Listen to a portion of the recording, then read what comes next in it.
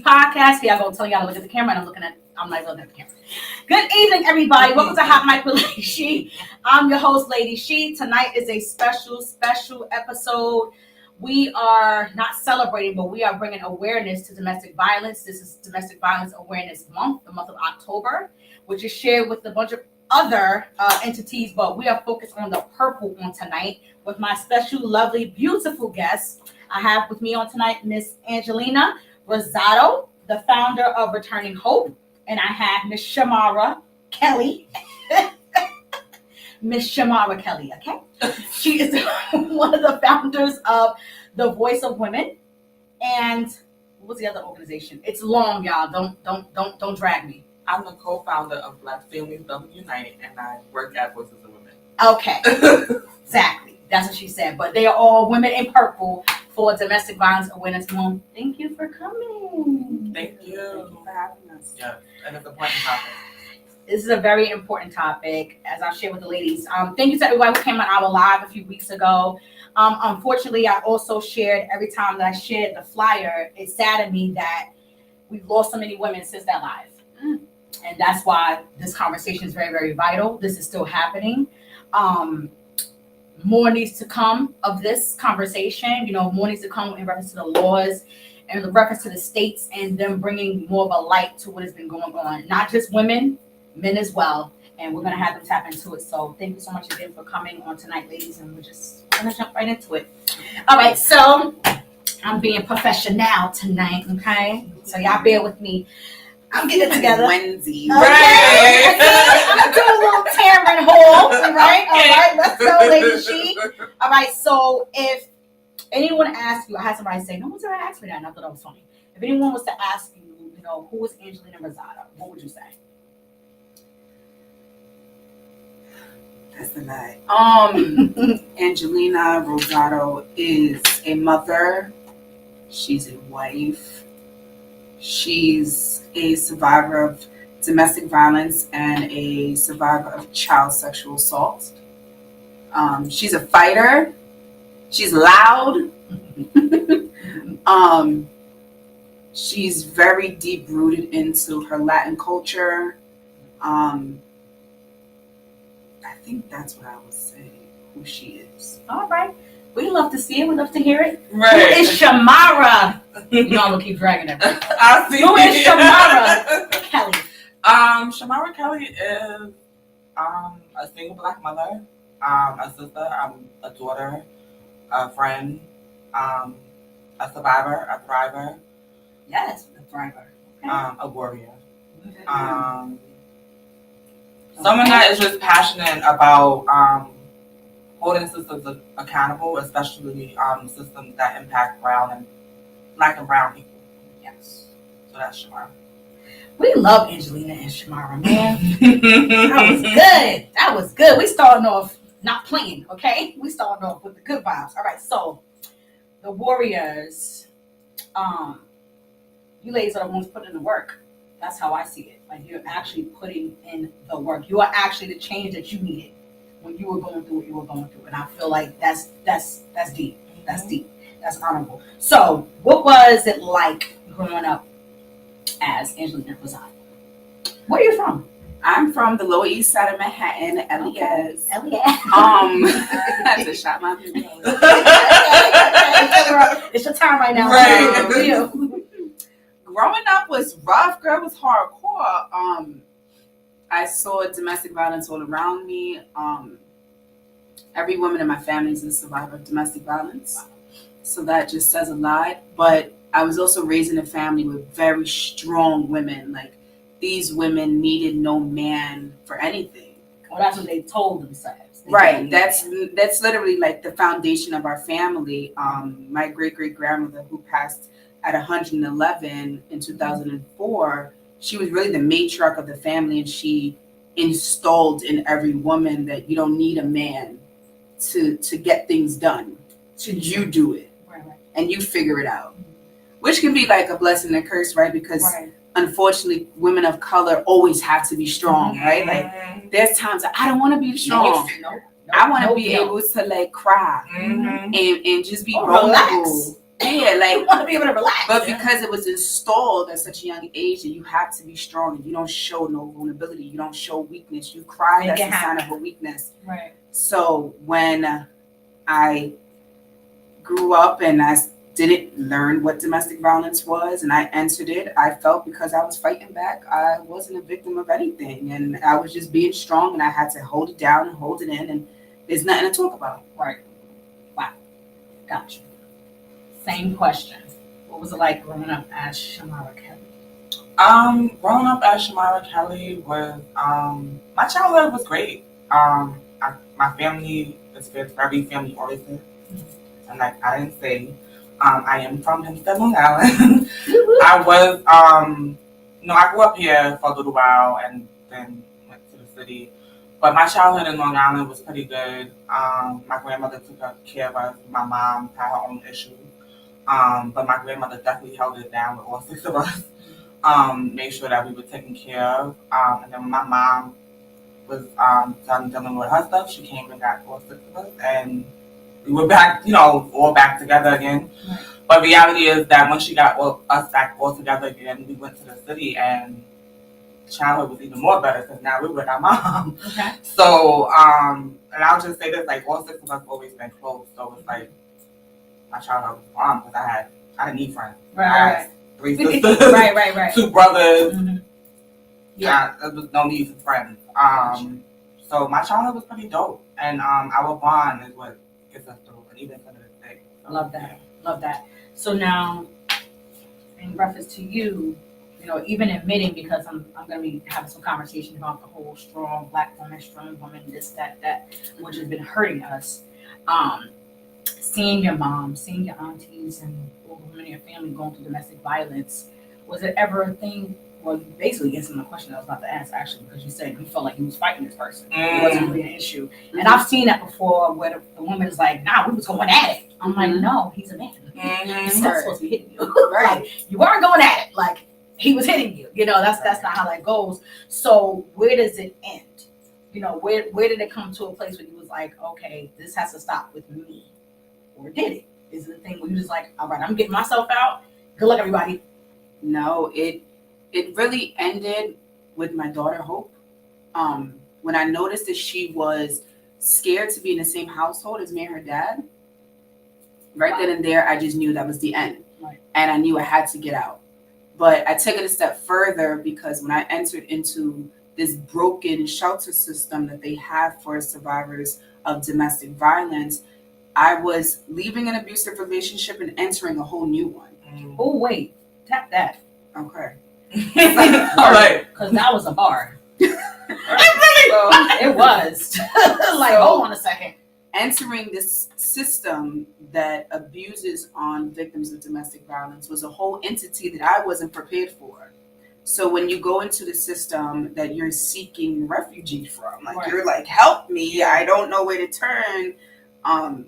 You go to the PATH Center. That's all I knew. I didn't know, unfortunately, our city that has amazing resources for survivors of domestic violence, they're not promoted. So as a survivor who's just getting out, I have no clue what I'm looking for. Mm-hmm. Right. So because it's not broadcasted out there, I don't know. I just knew what the PATH Center was, and I went there. And what does PATH stand for? I was about to say, Yeah. around. Go ahead. You have to say it. I don't remember what the PATH Center stands for. I don't know what the PATH stands for, but it's a building. I can look it up. Yeah. It's a building for families. Okay. So it's like a shelter. It's it's the place that you go to get placed and for shelter. Placement for shelter. Okay. I had the name. So it's like a social service type entity that helps you with placement when you're displaced because you're coming out of a situation. Right. Correct. Gotcha. So families go there with the children, but it's for families only, for children and parents. Mm-hmm. You're a single adult, that's not, you can't go. You gotta find a We want different to talk route. about that too. Go ahead. So going there, you get basically interviewed. Mm-hmm. And yes, you get interviewed and you have to go through like 3 people. So as a survivor of domestic violence, and what we're fighting for currently to help stop is I have to repeat my story to So 3 different people. Yeah. It's not like, okay, I get to the first person and they enter this into a system and the next person can now read that. Right. No, you have to go through your story over and over again with a child right next to you. So the trauma that I'm dealing with telling this story, but now I have my child here. So the child has to be in the room too? The child has What to be is in the that room. about? Yes. What they think she gonna be like, mommy lying? Like, what they think she gonna do? Yes. That's bizarre. So okay, we need to work on that. How about that? Write that down. I went to the shelter. They placed me. Getting into a DV shelter is not easy. It's really hard. Placement is 0 to none, and I was a one-on-one. So it's like 1 adult, 1 child, and because of that, it took a little longer. It took me maybe a week to actually finally get placed into a DV shelter, and the shelter that I got placed in. Not to cut you off. What are you doing during that week? They put me in a family shelter. Okay. So a family shelter has, fathers, men, women, and children. So everybody with all the issues in the Right. same spot while you're waiting to go deal with your personal, actual issue. Right. Mind you, I got anxiety right now. Right. You're escaping someone that right. So good night. when I finally got to the shelter, the people who worked there, it was clear as day that they had no training. Why do you say that? Because the way they spoke to the women that were victims of domestic violence, they basically weaponized the fact that you were a victim of domestic violence against like it was you. your fault? Yeah, I remember they have like these little sessions where you kind of all sit down and you're all in a circle and it's like a kumbaya moment. Everybody cry together or tell y'all stories or whatever. It's supposed to be healing. And I was the youngest person in the shelter. So How old were you at this time? I was only 23. Okay. And I had a 3-year-old. Okay. So at 23, I'm looking at all these women and everyone's telling their stories. I have still yet to even say out my mouth that I'm a survivor of domestic violence. Wow. I couldn't even find myself to come to that, to even say that. Right.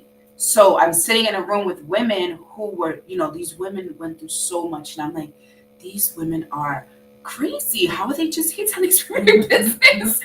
And it wasn't until like I got more comfortable where I was like, I finally said it out my mouth. And it was like a moment for me. And that moment turned into my activating my advocacy, because I had to advocate for not just myself in that shelter, but for the treatment of the other women. I had shelter workers trying to fight me. Yes. What? For what? Because I made them do their job. Oh. And I held them seems accountable. familiar. I held them accountable for the things that they weren't doing and the way they were speaking to the victims and the survivors of domestic violence. So they didn't like me. Needless to say, they didn't like me there. I got told too much. How does that work? They don't like when they expect, this is the thing, right, with people, is that they expect survivors to be all sad and sappy and, oh, you're so weak or you're such in this vulnerable stage that you can't really fight back right now because you're literally at the bottom. Right. You're at your lowest. And mama was getting up. I was down there for a little hot minute, but mama started standing up and I was like, all right, it's a little too much. It got to the point where some people, one of the workers, they turned the heat off in my apartment. And that's harassment. In the middle of the winter. So literally me and my child had to sleep with coats on. That's disgusting. And it wasn't until I started approaching the director and I had to ask her, I'm like, hey, do they get training for this? And she's like, well, I don't even know if she was supposed to say this to me. Right, she probably wasn't. But she was like, I don't really, she's like, they're supposed to, but sometimes they don't go. So I'm like, how do they even, sign their name on the W-4 form, W-9 or anything before this training or, a certificate is presented. So that's another thing that we're fighting for, that before these people who want to work at shelters even get able to say, this is my place of employment, you have had to pass a training. Police have to pass a training in order to get into the police academy. You got to get past the academy to get. There needs to be steps, and we have to show. Vetting. Somebody with some sense will not be trying to fight somebody who's been fighting. Yo, no, she wanted to fight me, and I wanted all the smoke too. Because you was tired. I had all this wrath ready and waiting. And it was hard. It was hard, but then I got transferred. So my uncle's also a criminal defense lawyer. Okay. So I don't play. And I called my uncle, and he don't play by me. He raised me, so that's like my dad. He don't play by me. And I was like, I broke it down to him, everything that's going on. And I'm like, I'm at my breaking point. Mm-hmm. I'm gonna end up beating one of these women up. I'm gonna go to jail. Mm-hmm. Who gonna grab my baby? Who gonna get my baby now? Like, we're going backwards. And he was like, all right, I'm writing a letter right now. Like, let the director know I want to have a conversation. I promise you not.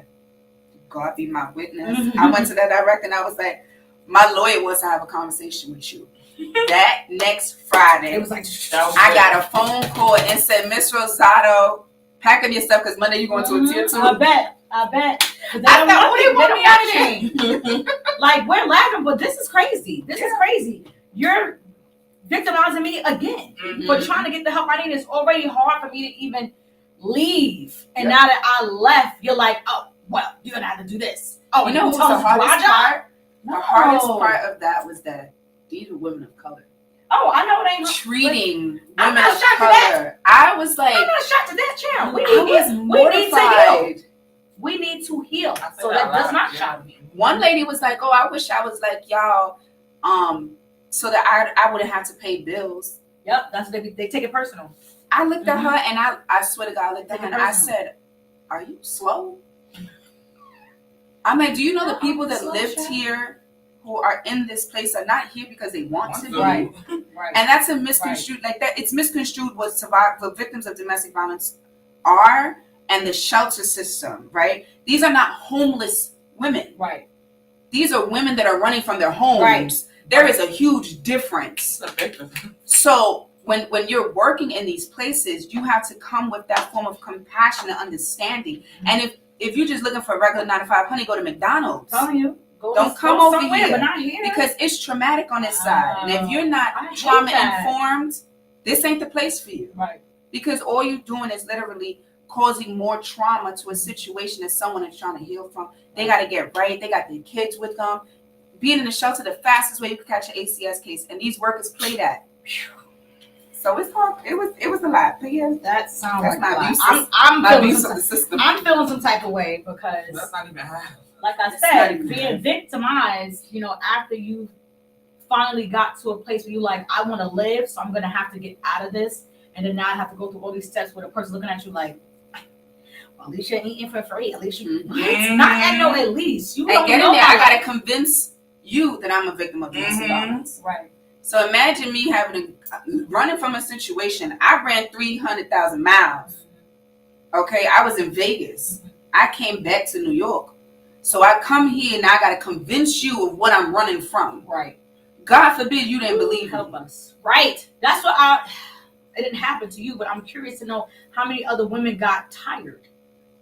And it is like, oh, another one bites the dust and now they're dead.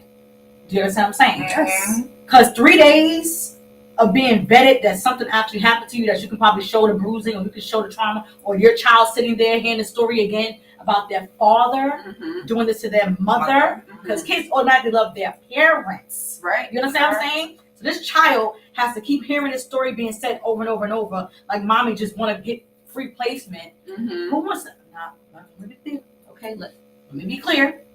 People are not okay. There's a lot of people that's not okay out here that will make up stories. Right. To get, regardless of what, and I learned this being an officer, I don't have the right to treat anybody a certain way by what I feel they want to. I don't have the right to do that. They don't have the right to do that. Right. So my hope is that you guys continue to fight, because that vetting situation, that's not gonna work. That is It's not powerful. okay. Yeah. Like That's that really right there powerful, is and not okay. The workers, you would think that you're asking to stay in their house. Right. That's what I'm saying. They take it personal. Yeah. Like, and the other thing I think is too, Shamara, I want you to share your story. They take it personal because they're looking at it like money's being spent for this. You know what I'm saying? So they look at taxes and da. And When it's the money this that one the keeps showing government. up, when this one keeps showing up here, Here's like the this is the third problem. time coming. Like This stuff is the money that the government budget out for it. So let's be very clear. When we're talking following that paper trail, Allocate the money right? back. The actual paper trail, this is all in a budget. Right. The budget is written for a reason. Right. So a lot of these people don't understand, and it's something we had to learn as we started going into politics and learning, I want to hold somebody accountable. Where you sending your money to? Facts. That's the first place you want to go, right? You want to first check on where they send their money to. And that's why I believe that voting is very important, because a candidate, you want to know, do their belief system align with your beliefs? Right. What Right. you fighting for? Does what you fighting for align with what I want and what I need? Mm-hmm. And if we're having a conversation, where do you take that conversation? Because talking is fun. Mm-hmm. If that action don't back that talking, what's the point? Right. What we doing? We've been seeing a lot of that chat. A lot of yapping and nobody putting the work, and they trying to get them votes. When they get there, they like, oh, I'm gonna do what I want. I'm sorry. Period. And it's an issue. All right. So Shamara, so you mentioned growing up, it was six of you, or it is six of you. At what age did your mom get you guys, and when did it start with your relationship with this person as your first encounter with domestic violence? Yeah, so my mom got us back. I was 12. Okay. Mm-hmm. I was 12 years old when I got back in our custody. And we all got back in our custody. Yeah. Okay.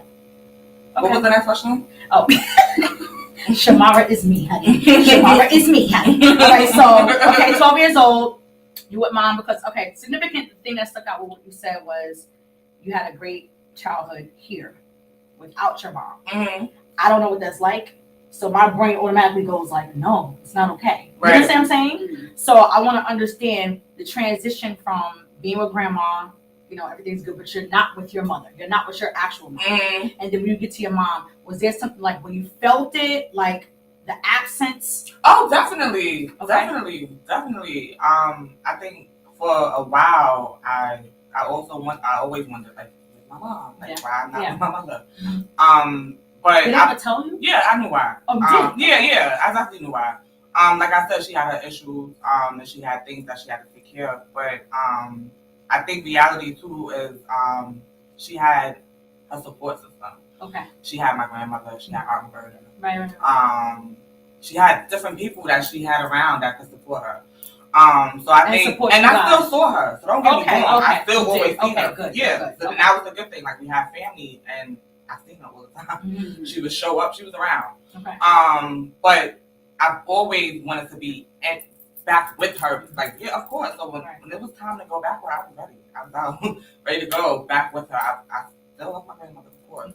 But I definitely don't want to be my mom. Yeah, kids want to be with their parents. And where was your dad? My dad was around too. Okay. Yeah. Mm-hmm. My dad was definitely around. Growing up, I think that was more important for me too. Is that I see my dad growing up. I had my dad growing up. And that was his mom was the one that took us in. Okay. You know what I'm saying? So, and he took all six of us. She took all six of us in. And it's like reality is that for him. Shout out to the village, man. The village, the right? Village be winning. And to this day, that village is still there. So I think, and my dad has passed, but reality is that he's always been a great dad. Yeah. And showed up for us. I don't care what situation he was in. He showed up. So, shout out to the dads too, Dad. Yes, definitely. We got some dope dads out here. I'm telling you, they be getting it in. Shout out to y'all. All right, so 12 years old. First of all, when did the domestic violence situation happen? When was your first? Have you only 13. Y'all both only have one encounter? I'll have one encounter, yeah. Both? Okay, mm-hmm. Okay, good. You were 13? Mm-hmm. So it was right after you went back to your mom. Mm-hmm. Why do you think that was? Well, I met him then. That's when I was in the Bronx. Mm-hmm. My mother was in Bronx. That's where her apartment was at. And that's where I met him at. I met him in the South Bronx. I want to say that was like the first summer. I was back in the city. Mm-hmm. Being alone outside. Not being I was outside. And I was like, what's this? She's like, oh, he cute. Okay. Okay. She's like, okay, BX. We in the house. Okay. So, and that's how I met. We lived in the same building. My mom was on the 3rd floor. I think his family lived on the 2nd floor. But at that time, everybody knew who my mother was. Everybody knew who my sisters and them were. So y'all were like the house with the 6 kids. Yeah, right. That's how a lot of that stands out. Yeah, we're like, oh, such and such kids. Such and such. It was a lot. We definitely showed up. Yeah, it was, and people would be like, it's a lot of y'all. Yeah, it's a lot of y'all. Right. So now the game. You're in the Bronx, which you can correct me. I'm feeling like it was a whole nother world connected to where we came from. Definitely Long Island. Yeah, it's definitely a whole other world. Mm-hmm. So you're probably like, oh, what's up? Like, what's going on? So you meet this kid. Y'all are teenagers. Mm-hmm.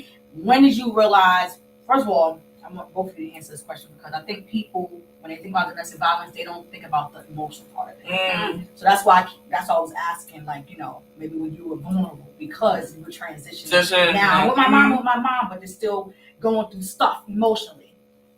So when did the domestic violence part start? But do you remember now it's showing up in the emotional part first before it got physical? Oh yeah, definitely. From him coming to pick me up from school every day. Is he older? Yeah. How old? About 2-3 years older. Oh, okay, yeah. okay. So he was coming to pick me up like Mhm. every day, or calling my house phone every day. Controlling who I was around as far as being friends. Certain people all of a sudden he don't like. So that's like the isolation. The isolation part. Okay. Mm-hmm. There was a lot of so the emotional and the mental, all that definitely came before the physical. And that's something I started thinking about this week. I was like, oh, definitely the emotional, the signs was definitely there in the beginning.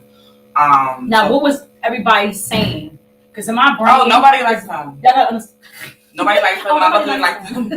My mother didn't like him. Nobody in the community, the neighborhood didn't like him. What? They said he was, They said he was bad. That was signs already. You know what I'm saying? That was already signs. It was. Shamara was like, but I love him. But I just want to touch waters. So I'm gonna see for myself. I'm different. That's what I'm then I'm changing. And that's definitely thought I could change that. So can you think of a time like, because I know my mother, she basically dissed me one time. Oh baby, she basically dissed me one time when it came to a certain person. I was like, what? I'm like, shots fired. It threw me off. But she was watching her daughter like, you doing anything? Like basically she was saying like, you doing anything right now. Mm-hmm. I'm like, how? Mm-hmm. You know what I'm saying? But did you ever have one of those moments where your mother, now you're looking back when your mother said something to you like, dang, that was that moment where I got out. Oh yeah. What was it? I can name a few times. Shit, it was one day I literally seen her. We went to go get lunch. You and a guy? No, me and my mom. Oh, okay. We went to go get lunch. And this was a day after he already done smacked me, whatever the case may be. But I see her, I put on makeup. But I was being low. Scratches like yeah, you're yellow. You know we can't hide nothing. Not only that, but my mother is just like, and moms know everything. She's like, Marvy, what is that on top of your you got a scratch right there. So I lied. I threw it off. She said, no, you lying. She was like, that nigga put his hand on your hand, didn't he? She was like, you just not gonna learn. I was just looking at stuck. Yeah. And I think back to that day knowing like I definitely should have done it. Right? Yeah. But I didn't. And there's a few other times, like that, like times where my siblings said things to me and it was just like, damn. Like this time where I didn't stop talking to my family.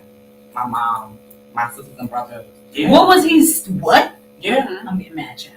What was he saying that had you like, because let me say this. What and y'all can you know what I'm saying? When I think of the narcissist energy, the deceptive energy, as in like they know you, so you know certain things they can say that's subtle that's gonna make you respond a certain way that will have you not talk to your family. I think also with the kid's dad, he knew that with my family we were close. Y'all so close, right? And my sister could call me and I'm up. You know what I'm saying? I'm out. He would say the craziest things. Your mom doesn't care about you. Oh no! Yeah, that was his favorite one. Ooh, and I think for me too, like my dad passed, right? And I think how old were you when he passed? I was wrong, okay. but I think he would use that. Like he would torture me in my house with that. Like how long we got together? 17 years. I got out like 4 years ago. Yeah. I turned 30 when I got out, and I remember and I say this story all the time, but he had his hands around my neck, and I gasped for air. My daughter was sitting right there watching, and that was it for me. It was like, I'm not gonna gasp. Like, this is it. Yeah. Like, you know what I'm saying? Like, I'm not gonna be too many times. And how old was your daughter when she saw that? Samaya was 8, 9. So this is your daughter, probably screaming and crying, and then she's saying, "Daddy, stop!" What is she saying? She's saying, no, actually, somebody wasn't saying nothing. She was crying. She was crying. And she was the only one in the house? No, my son was there as well. He was in the room crying. So this wasn't something surprising for them. This was something that wasn't, like, surprising for them. You know what I'm saying? I think They already had their own coping mechanisms. That's what I was gonna ask. Yeah. So when sometimes this happened, they naturally would do a certain thing. Right. Sometimes it would With each be my son Pop. He would be holding my daughter sometimes with somebody that's just boiling crying. Well, and how old was he? Pop had been about 11, 12. Okay. Yeah. They're not too far in age, but yeah. So they had their own ways to cope around that because that wasn't the first time they seen that. It wasn't that. Okay. So 30 years old when you finally came. Mm-hmm. All right. So now I want to come back to you with. You mentioned that you had to come back here to run from that situation. How'd you end up in Las Vegas? So we went to Las Vegas trying to just have a fresh start. Was that a part of the isolation too? No, that was a mutual understanding that we wanted to do together. The violence was already happening before you left? Oh, I was in this relationship since I was 15. So how old were you guys? 15, he was 17. I was 22 when we decided to go to Vegas. My mom was already over there. Okay. So my mom and my aunt was already over there, and my mom was just like, hey, come over here. It's a fresh start. You guys, the opposite of what Shamara was saying about her baby daddy was like completely opposite in my family. Everyone loved him. Wow. Everybody loved they knew him. he was hitting you. They didn't know anything. Oh, they didn't? No. Okay, so that threw me off because you were saying everybody around me, the women in my family were chosen to be strong or whatever, but they all were going through domestic violence. So I'm thinking everybody. No, so abused. the household I was raised in is like, what happens in this house stays in this house, right? Gotcha. So that means whatever you're going through personally, you don't talk about. Right. And you keep it to yourself. And there were moments where we would fight and we would argue. And I was raised by my grandma, so I wasn't raised by my mother. And I was raised by my uncle. Okay. So shout out to the grandmas and the uncles. Telling you the village, honey.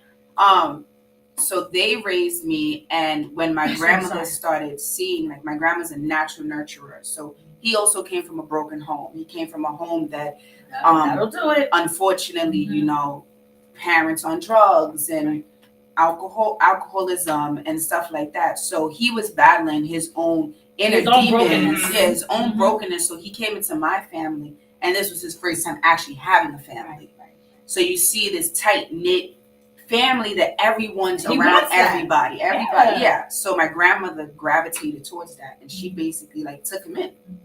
And he was only 17 when we got together. I was 15, and we would just like kick it. And what I thought was like this moment of love and so much fun, I didn't realize I was really being isolated. Right? Because I thought it's subtle. You don't know what's happening. It comes in so it's made to be quietly. Normalcy. And I started realizing like, okay, you're in the house every day. He's telling you he's coming, but he's not showing up. So you can't go outside because you can't wait for him. I'm waiting for him.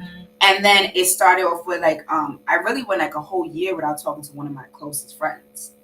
And it happened so like gradually, like I didn't even realize it happened until I got a phone call asking me to come back to the Lower East Side Girls Club. And it was Jenny. Shout out to Jenny Denbrock. She low-key got me out this isolation moment. So she gave me a call and she's like, hey, we're starting up this program. We want young adults to come back and we're going to pay you guys. Oh, you like pay? I'm going. I'm thanks too. My best friend ends up being there already because she did summer youth there. And it was like no time ever lost. Like literally opened her arms. And she couldn't. Real friend. She was one of them that couldn't stand him. But I'm 15. The real friends always don't be liking them because they be knowing like you're not for my friend. Yeah, right. She couldn't stand. Oh my goodness! But she also was the kind of friend that was like, I don't want to tell you this because it's gonna push you away, and I don't want you to be pushed away. So she gave me that opportunity to figure it out on my own, and then she welcomed me back in with open arms, and right then and there, kind of like what broke that linking with me and him. Okay. So right then and there, I was able to see things a little better. Even though we were still in this relationship, it was very toxic. We was fighting in the street. He was spitting on me. Not spit! He used that same thing. The whole, good God. Yeah. Not the bodily fluids, child. Yes. See, this the part where my story would have went different. Yeah. But here's the thing, right? It was spit, child. I think that people don't talk about teen dating violence. Yes. Say that. They think that it's not a thing, or they tell kids like, oh, well, that's puppy love. You don't know what real No. love is. Kids is dying. The facts. Kids are dying.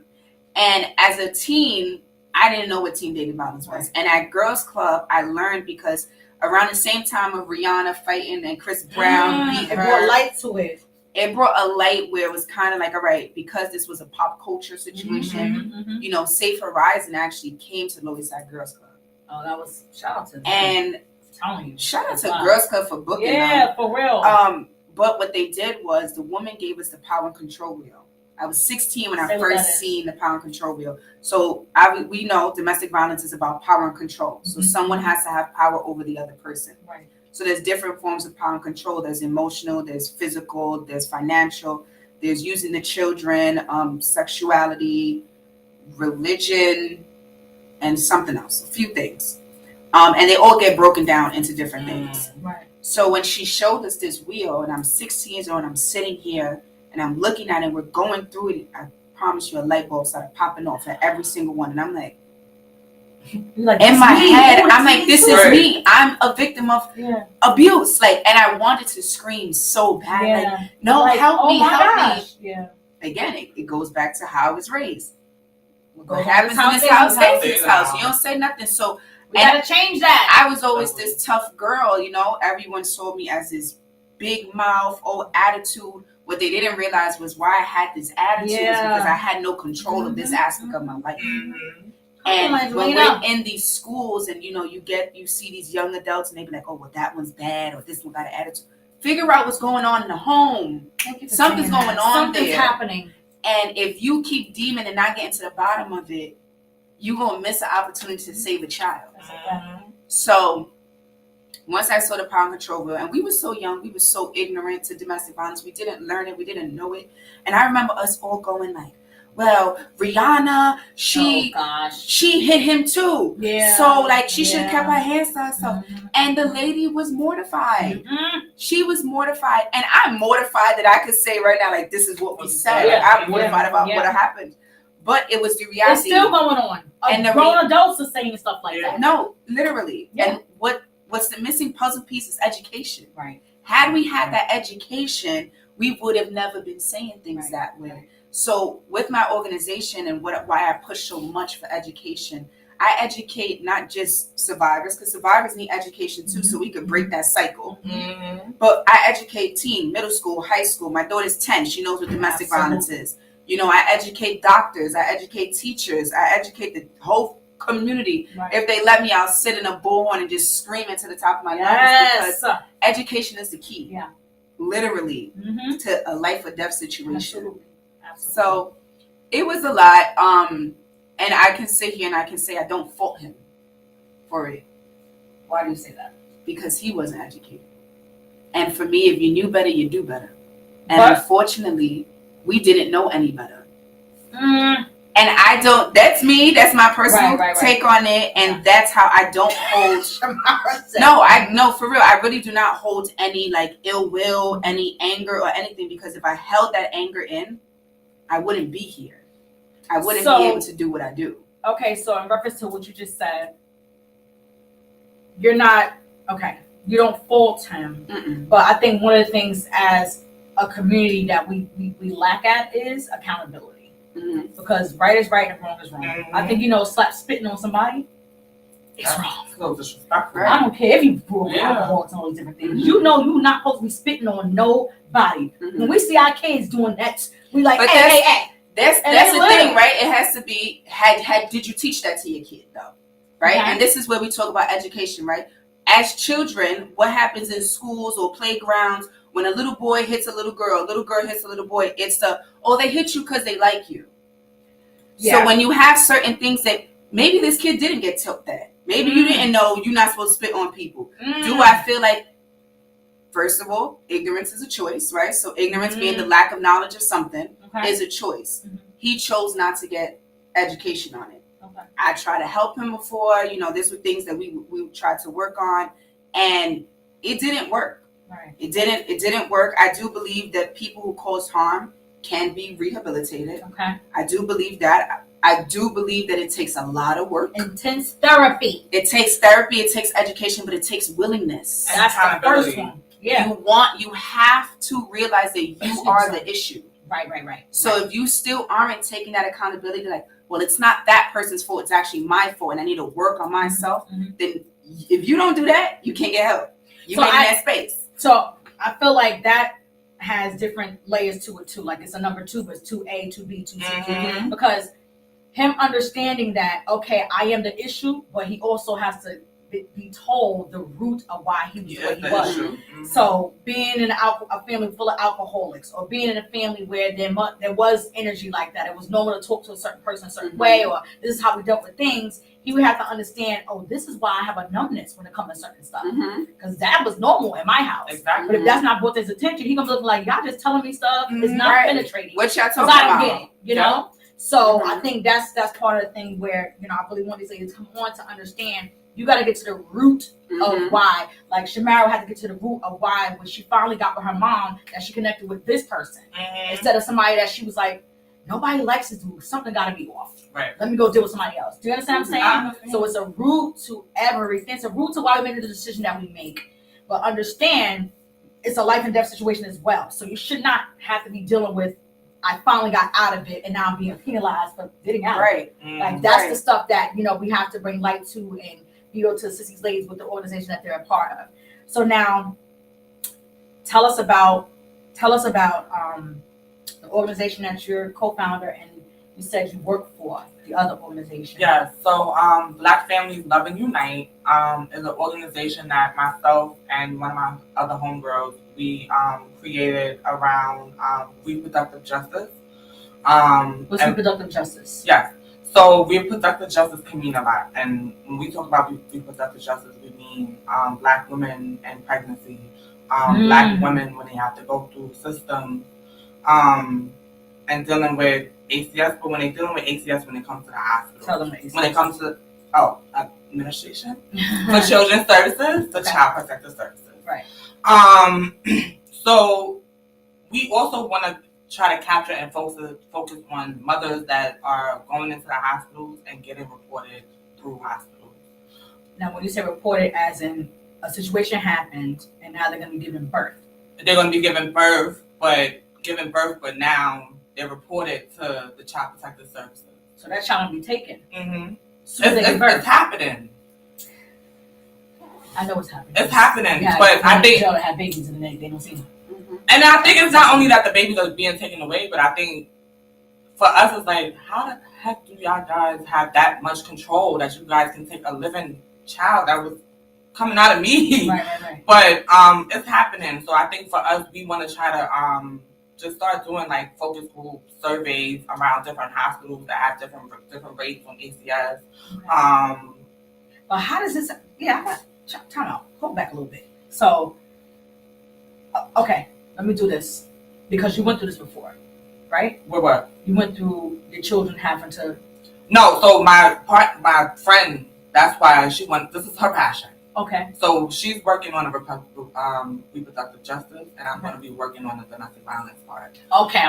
So you guys are teaming up together.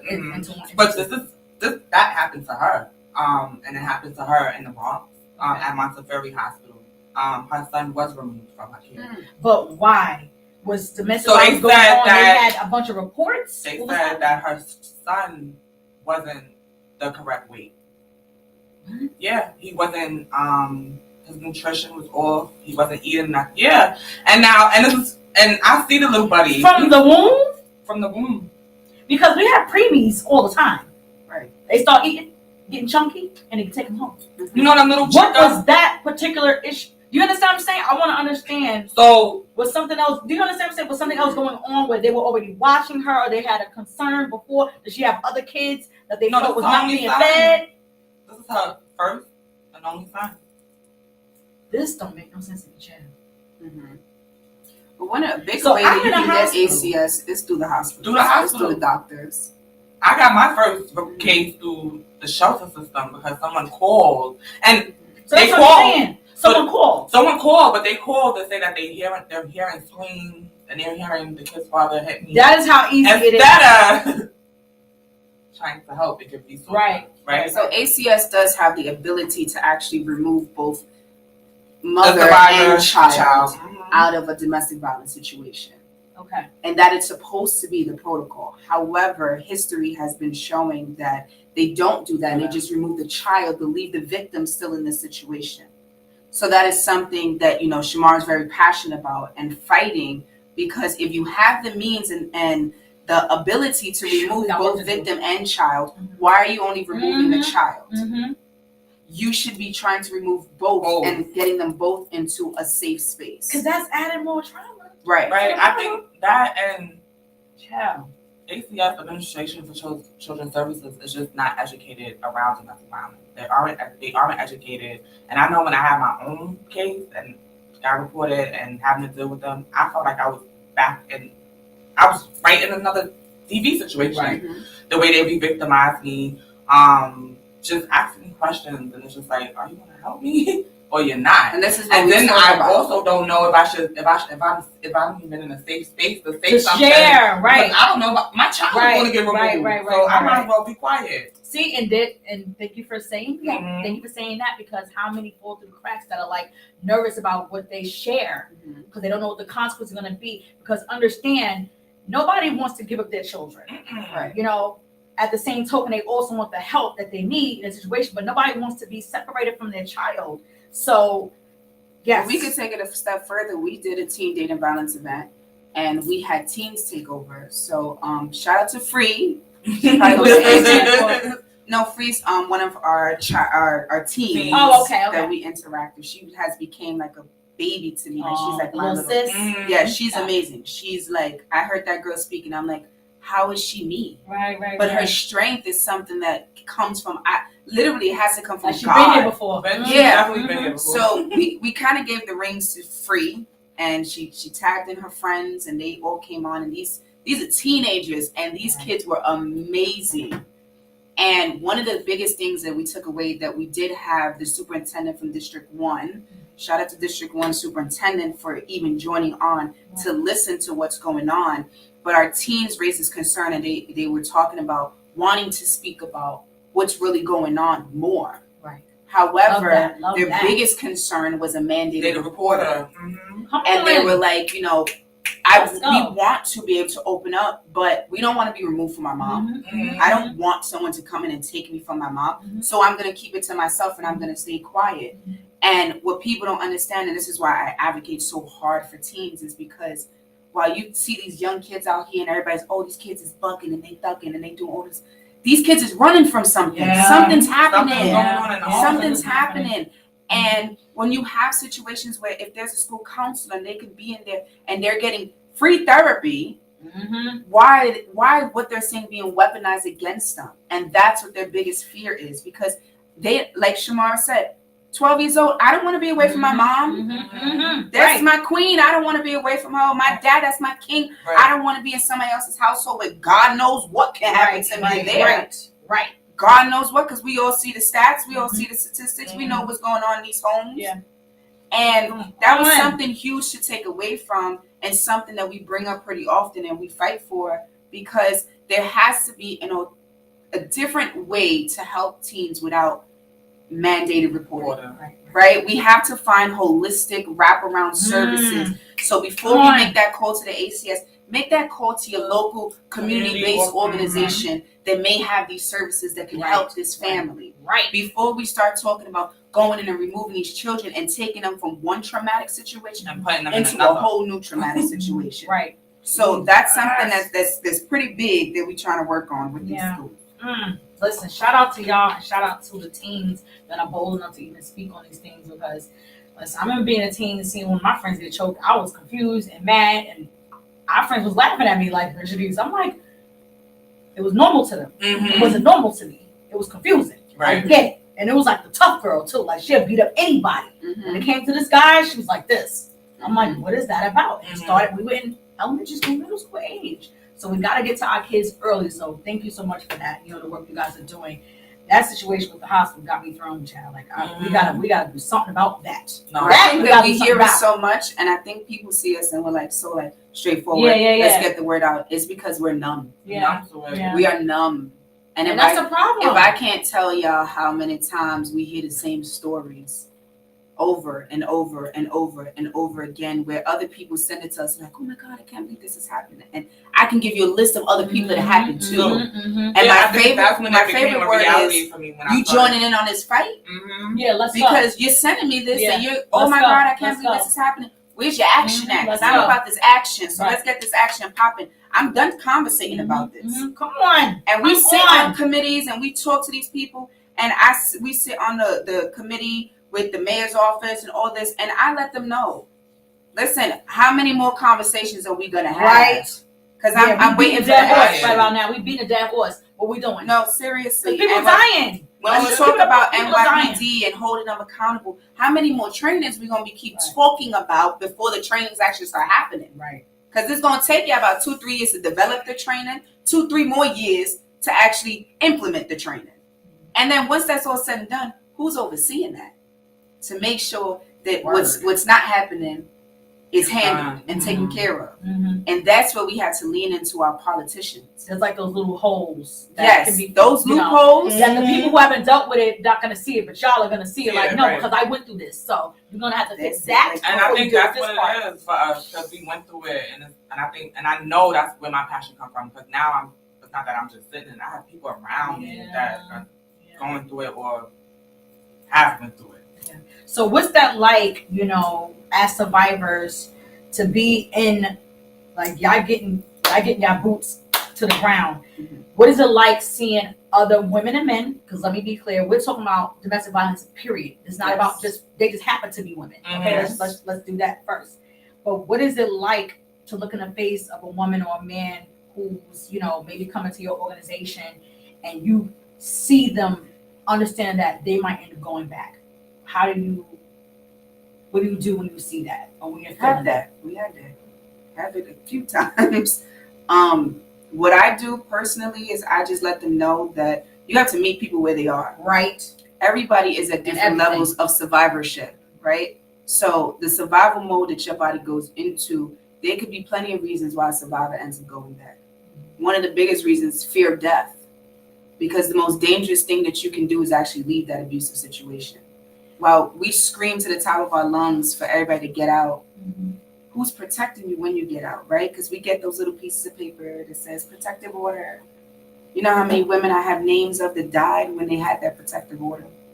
Yeah. So one of the scariest things is to leave for a victim of domestic violence. That's why we do safety planning, and we have to be strategic, and timing is everything. Because once you get out, and if you go back, trust and believe these doors is open. Right. Because we're waiting for you to come back, girl. That's what I was going to say. We got your stuff ready. We praying that you can come back. Yeah, that's what I think. That's the thing. Yes. We don't want you to die. It's having those conversations with them, because when I sit down with a survivor and we do intakes and we talk to them and we safety plan right then and there, we do talk about the possibility that you may go back. And some of them they're scared, right? Their abuser is their safety net. It's what they know. A lot of times, financially, that's who has the money. But having that hard, truthful conversation that if you may happen to go back, that may be your last time to be able to come back out. Right. So you have to understand that this is also an option. Death is always on the table. Right. Death is literally outside your door when you're dealing with certain situations of domestic violence. So it's just having those conversations with these survivors, letting them know all of their options. Right? There's plenty of options, plenty of different resources in New York City, and you lay it out on the table. These conversations aren't easy to have. Right. They're like really hard to have, because one sense, I just want to grab you, right? And I just want to take you with me, and I'm not letting you go. You're not going back. That's it. But I also have to understand that you got to figure that out for yourself. Yes. Wow. So, like I was saying, I know for me, like, it's always being transparent but also reassuring to that survivor that I'm going to be here regardless. So, you're going to go, and I'm going to be here when you come out, or whatever the case may be. But like Angie said it too, but my most important thing is doing a safety plan with them. And even if I do know that they're going back. But what is that like if you know they're going back? Then that's so we share information. Like, so for my safety plan, I make a copy. One's for them, one's for me. So on a safety plan, it also has contacts of emergency if you are leaving, where are you going to run to? Got you. Right? So here's my phone number. You know, you don't got to call me. Sometimes we get text messages from survivors. I can't talk right now. I need to get out. And then that's when we start working. And, you know, while we are in direct services, I got a whole phone full of contacts. Right. I have a sister. So we also are part of Sisters in Purple, which is a coalition of several different domestic violence organizations. I got a sister in Purple that does transport and service for victims of domestic violence. All right, let's go. Ladies of Lavender. I called up my sister in Ladies of Lavender, and she's on the go, ready to go. Give me an address. Am I meeting them at the corner? Where am I going? Boom, out the door. Pack them up. Let's do it. And that's what you have to do. As long as we can safety plan with them, and we know the minute you get that phone call, you get that text message. Sometimes some of these phone calls are whispering. I can't talk. I'm scared. I'm over here. I remember having a survivor like, I got out. Her enthusiastic was so amazed. She was like so hyped. And I was hyped for her. I was on my way to Far Rockaway.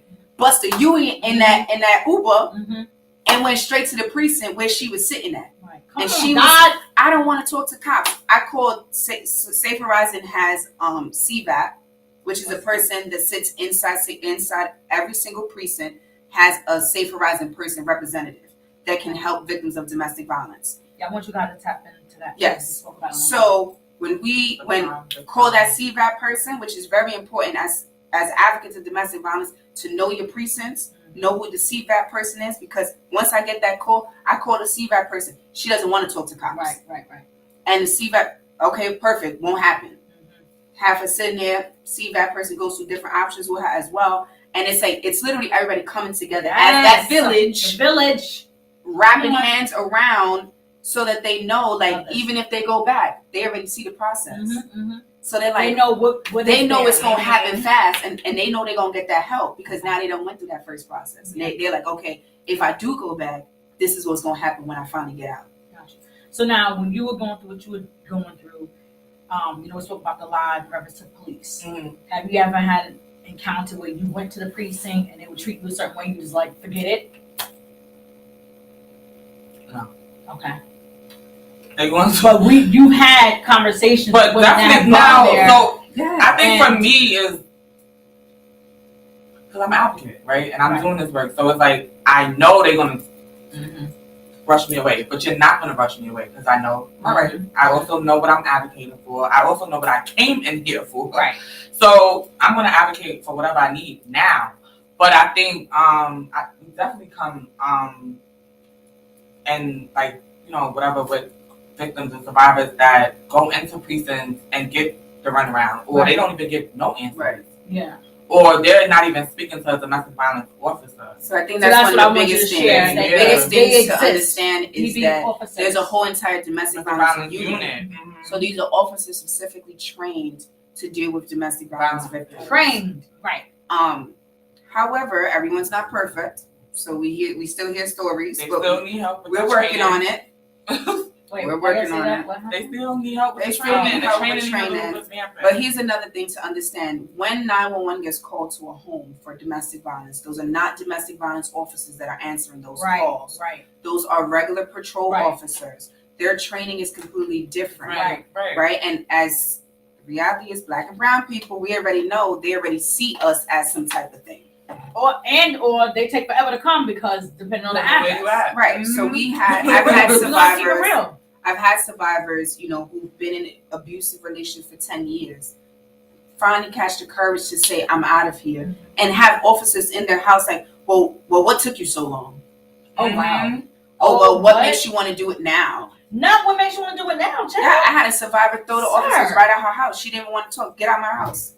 And she had the courage to stand up to the officers and be like, you are nasty. God forbid. She's like, I'm a victim of domestic violence and this is how you're talking to me. What makes you think I want to talk to you? The officer ended up apologizing and wanting to continue, but you already had that sour. She doesn't want to talk no more. Yeah. You already pushed her out. And then, you have the officers who are different. And they want to hug you, and they want to help you, and they want to save you. I've had the pleasure of speaking to a few different units, and mostly domestic violence units. And we have, even after, a person may be murdered, I remember talking to a captain of a DV unit, and she was like, the mother's not around. The father killed the mom, or whatever the case may be. And the father's still lurking for the kids. The kids are with the grandmother. Ooh, help me, God. And we're getting word. This officer sent patrol. She knew the kids was at the park with the grandma. She told the patrol officers, don't approach them. I just want you in that area. Yeah. Just in case the father's around. So you have those officers that will go that extra mile. Shout out to them. For victims of domestic violence. So it's a double-edged sword sometimes. Yeah. Sometimes you get the good ones. Sometimes you need the ones that need the full training. But I'm a real advocate of everybody in that precinct. Every single person that walks in and out of that precinct that works for NYPD needs training on trauma. They do. Every single one. Say that one. Not just NYPD, Long Island too. Yeah. Because it's a lot going on that, y'all know. Yeah. Certain things could have been, handled differently and we would have had a different result. So now, first of all, explain to them the name of your organization, where the name came from, because I just love it. So just share that with them. So Returning Hope, which is my organization, 501c3 nonprofit domestic violence organization based in New York. She got it down. Right. It came from, my daughter's name is Hope. And when I was in this shelter system that was so traumatic for me, I fell into a depression stage.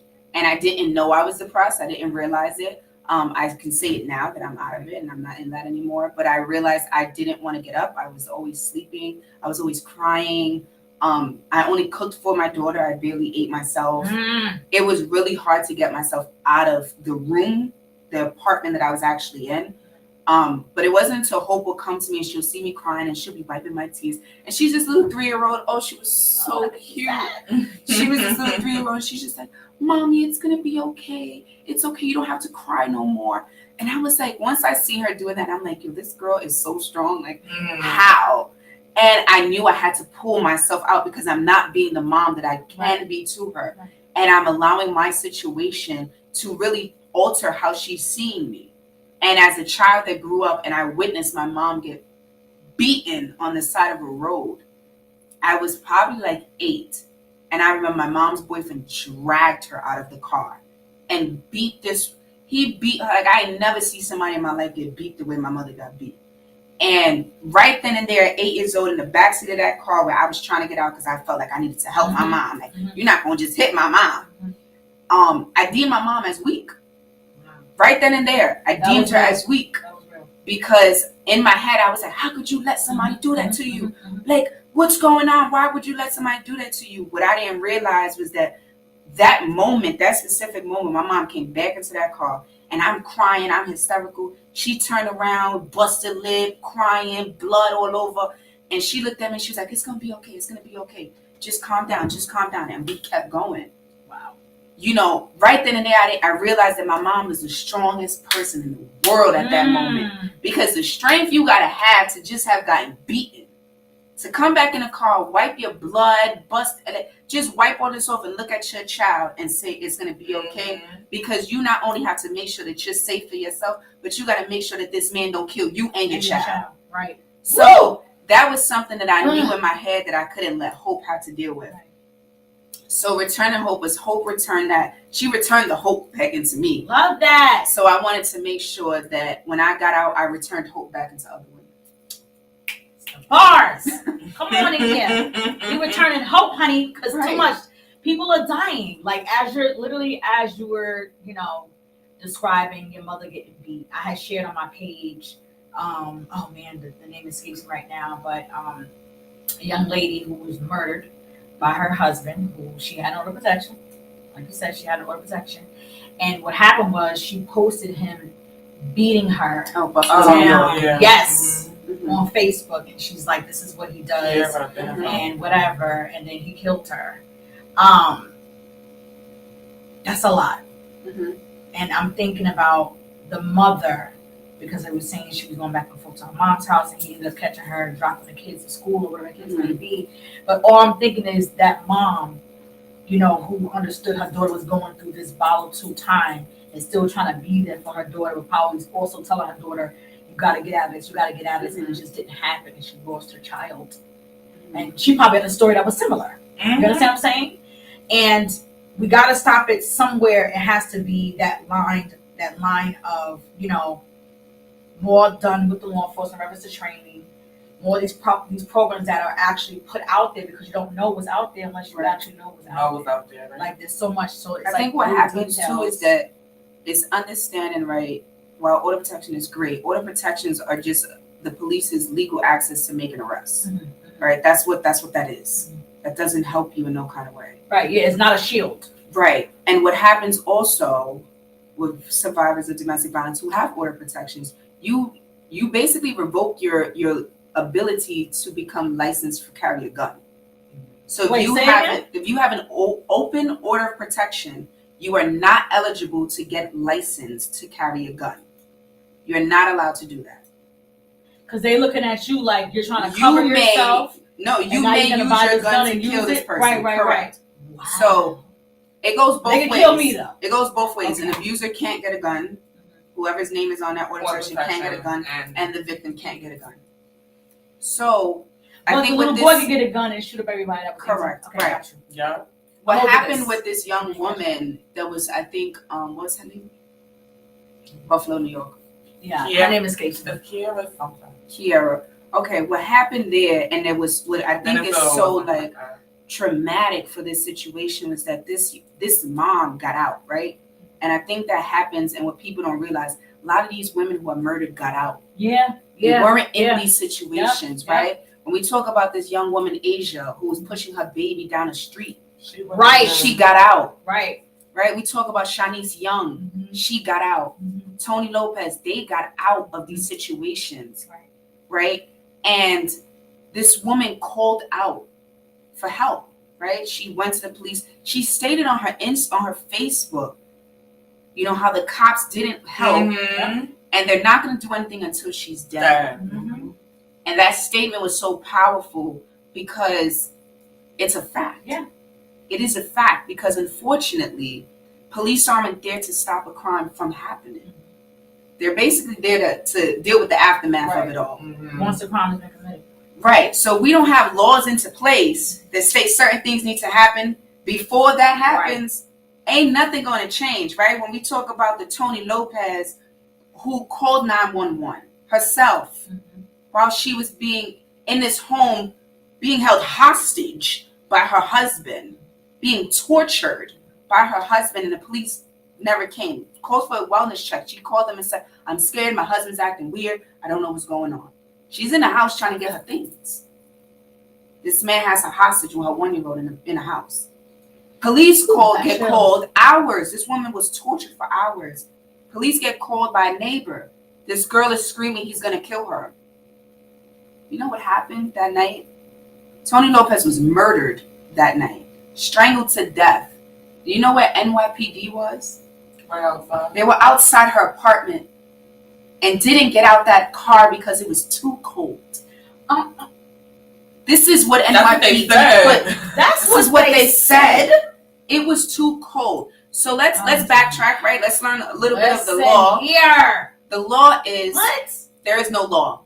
The law when it comes to wellness checks, they're not mandatory. NYPD does not have to do that. That is a volunteer service that they choose to do if they seek time. If they have time for it, right? So because that is not mandatory, they cannot be held accountable for not getting out that car. So now what do you do when you have a grieving mother, a grieving aunt, a grieving family, and a 1-year-old who no longer has her mother? I'm numb behind that one. That's why we become numb when we hear certain things. So we become numb. But one thing that we love to do is make sure that these names never get forgotten. Right. We have to keep bringing up these stories because while the news is finished covering it and the headlines is gone and all of this, we stand with these families and we fight with them. I promise you, Tony's mom, I tag her into everything. And her aunt, who is also a survivor of domestic violence, and she's fighting, and they're currently fighting for this murder charge, this murder trial, and they're in trial and all of that. Like, these people, these families that have to deal with these murders have to be the strong. Like, my heart goes out to them. Yes, absolutely. Because it's not the easiest thing, and especially when you turn this horrible situation into an advocacy, and that was your gateway to get into this advocacy. It's not easy. Very triggering. Yes, because that just did something to me, like real talk. I don't even know how those officers are okay right now. Like, you're different. Oh, they're back in the force. Signed right back on. Of course they are. Like nothing happened. Of course they are. Whew. There's work to be done. Yeah, and it just goes back to nobody takes domestic violence serious. Right. Nobody takes the whole slogan that domestic violence is real serious. So that's just where it goes back to. And I think that's where the numbness, for me, when I hear these stories, it's just like, when do people want to wake up? Yeah, right. Like, when are we going to wake up? So like, this, what I'm about to ask is probably going to, I'll probably get some heat for it, but I'm going to say it anyway. I also want these ladies to come on this month, particularly because this month is also Breast Cancer Awareness Month. And we see it before October even hits. Pink is everywhere. Yeah. Like, the ribbons, everything is everywhere. And I'm never going to take from that because I've lost people. A lot of us has been affected personally, by, breast cancer, period. We hate it. We hate cancer, period. Okay. Right. But in this particular month, it's everywhere. It's literally everywhere. I want people to understand that the same energy that they have when it comes to Breast Cancer Awareness Month being October, that's the kind of energy we should have when it comes to domestic violence. Because just how people, men and women, are passing away from that, men and women are dying like seconds. This is statistic-wise. It's not something that we're making up. Statistic-wise, right now, somebody's dying. Right. Yeah. We're working a on woman or a man, somebody is passing away. I'm sorry, not passing away, they're being murdered because it was too cold outside. And the police didn't come here. Yep. Yeah, no, I'm mad, right? I'm mad at that one. I'm trying to shake it off. It's not working. Okay?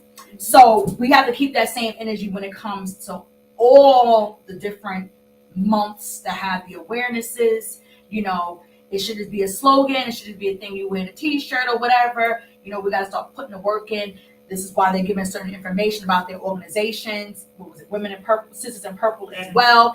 All these organizations are putting in work. They got their feet to the ground to say, we care. We're still alive and we didn't have to be. So we're the ones that made it. So I have to. Sisters in Purple is we're the ones that didn't die. Yeah. See that? Exactly. So that's the energy people have to. Because let me say this. Woo, get emotional, Jenna. I just was talking about being emotional. I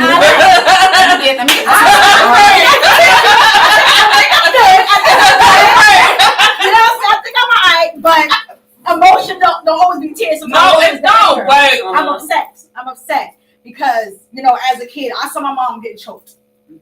If I didn't go and pull that knife out, like what you doing, my mother? He didn't have to stop. I could have been in jail for stabbing somebody that my mother chose to be her partner and chose to be my stepdad at that time. Do you understand what I'm saying? There's so much involved. And like I said, once again, people are dying, and I'm not taking away from breast cancer awareness. I think there's a bunch of stuff this month, but this right here is literally happening. Like, I promise you, no exaggeration. Since that live we did, when did we do that live? The 29th. Yeah, the end of September, we did this live, speaking of they were coming, and I feel like every day I would see another video of a woman being killed. There's something happening in Long Island? Something happening in Belmore or something like that. Yes. I've just seen it. Yeah. I've just seen it. Yeah, so this is literally happening. It is happening.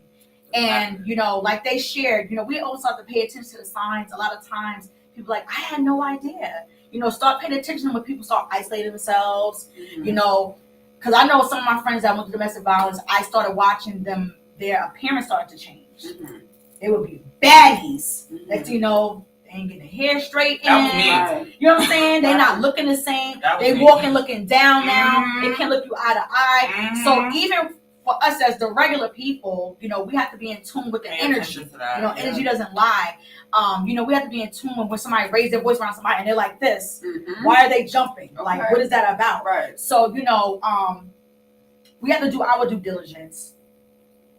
It's a lot of work that needs to be done when it comes to this, you know, when it comes to this. And, you know, once again, I want to thank you ladies for coming here and sharing your stories and doing the work. What more can we do? You know, hold that thought. We were talking about laws on the live. I know you had shared a few things that changed in different. I know you had told me something on the lines of that other states can adopt laws from other states. The Yo, we're Caden's gonna law, tap the into Caden's that. law, I think. Whichever one we can tap So into. Caden's law has to do with protecting children from it's around the court system. So when I got word of this law and I started following it and seeing the advocacy that's happening behind it, you know, you learn so much. And for me, again, education is key. Yes. So yes, I'm very educated on domestic violence. There's always enough more room for some more information. Be a forever student. And Be a forever student. one Yes. thing that really stuck out for me when it came to the advocacy that's happening around Caden's law is this court system. And when a victim enters that court system, the protection stops right then and there. Wait, explain that. Mm-hmm. So Caden's law is about, you know. And where is this? This is not New York. This is Pennsylvania. Pennsylvania. Okay. Yes. And who was Caden? Pennsylvania. Caden is a young Caden, child excuse me. who was murdered by his father. Okay. So what happened there was the mom was begging the courts not to allow the child to see the dad without visitation. Okay. So obviously she knew that monster without supervised visits. Right. So she knew that monster, right? And I think what the court system needs to take into accountability is victims know that monster way better than you do. Say that. So while you may be looking at this mom as, oh, maybe she's being bitter, because that's what the term that comes along with it. Mm-hmm. Instead of looking at her as a mom that's protecting her child from the danger that can possibly happen, because statistically, in domestic violence, children get murdered at high rates. So that means one of their parents are murdering them, and it's off of spite. If I can't be with you, then I'm going to take something that you love the most. So unfortunately, you know, Caden's parent allegedly murdered him. Right? Caden's dad. Dad allegedly murdered him. And, you know, family went into fighting mode. And it is something that I think New York State needs to definitely look at and figuring out how we can bring it over here. Okay. And then that's kind of how Sisters in Purple were born. We started talking about laws, and we started talking about working with different assembly members, state senators, council members, and figuring out what laws are in different states that we can bring here. Absolutely. Love that. And Love that. We get on a monthly meeting and we have a whole agenda. We have this whole thing planned out, and we start breaking down different laws and saying, okay, who do we need to go to and approach about this law, and how do we get this law here? You think it's like a slow dragging thing when it comes to New York? It takes a lot. I didn't know how long it takes. I just entered this political realm maybe a year ago, and it was off the strength of our last march, our first march in Harlem, in remembrance of Shanice Young. And we finished here. Shanice's story. Oh yeah, Shanice Young is a young mom from Harlem who was pregnant. She was coming from her baby shower, removing the gifts from her trunk. And the father went and the father of her ex-boyfriend, the ex-boyfriend who she had no protection against, was waiting for her to get back from her baby shower and ambushed her and killed her in front of her children. So we did a march, and the march was because I went to an event in Harlem that it was about gun violence. And while, yes, it's a gun violence situation because this man decided to use a gun. The gun was his weapon of choice. However, they did not talk about the abuse. Right. They did not talk about Shanice being a victim of domestic violence, Shanice having an order of protection, Shanice getting out of this situation, Shanice starting over her life, Shanice starting a new family. They didn't talk about that part of her story. All they kept talking about was gun prevention and gun violence. And while yes, gun violence and domestic violence go together like Siamese twins, however, we cannot miss the biggest part of this whole entire story. Absolutely. So I called up my sisters in purple, and I'm like, hey, literally in the cab coming from this event, I'm like, something got to get done. They didn't talk about domestic violence. I don't like that. So we need to do a march. We did a march in 2 weeks. See that? We created a march. We either doing it or we're doing it. And we had the 28th precinct was actually there with us, and they worked with us. And when I can't even believe Officer Green, he was amazing. Like, he made sure we had the proper things that we needed to make sure that we got from everybody point A saw to that point B. video. Yeah. So you could not ignore that. It was hurtful to watch. We had the DV officers, and we actually we was with them.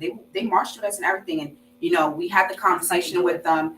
And one of the officers, who was a female, I believe she was a survivor of domestic violence as well, she stated something that stood out, and she said, we want to do so much more, but we can't. The law doesn't allow us to. Ooh, that right there, it was a wrap. Yeah. I was like, I'm diving into politics, and I promised to God I never pay attention to politics in my life. Child, when it was time for me to vote, I called my uncle. Who I'm voting for? Who we voting for? And he would let me know. Not even why, right? No, he would let me know. My uncle is education for him is everything. So he would sit down with me on the phone, and he'll educate me on why we're voting for this person and why this person is good for our communities. So that's what I would go with. But he would be the person. I wouldn't watch anything. And when I started working with Khalil Anderson, Assembly Member Khalil Anderson, out of Far Rockaway, I learned the process of how a law is created.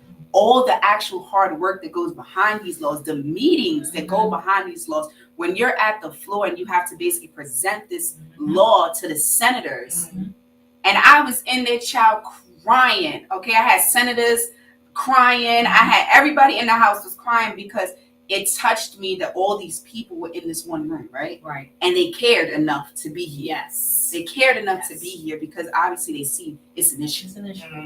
And when I finished talking and you see these senators, like, everything's via Zoom. You see these senators saying, oh, I'm signing up. I'm signing on to this. Oh, I'm signing on to this.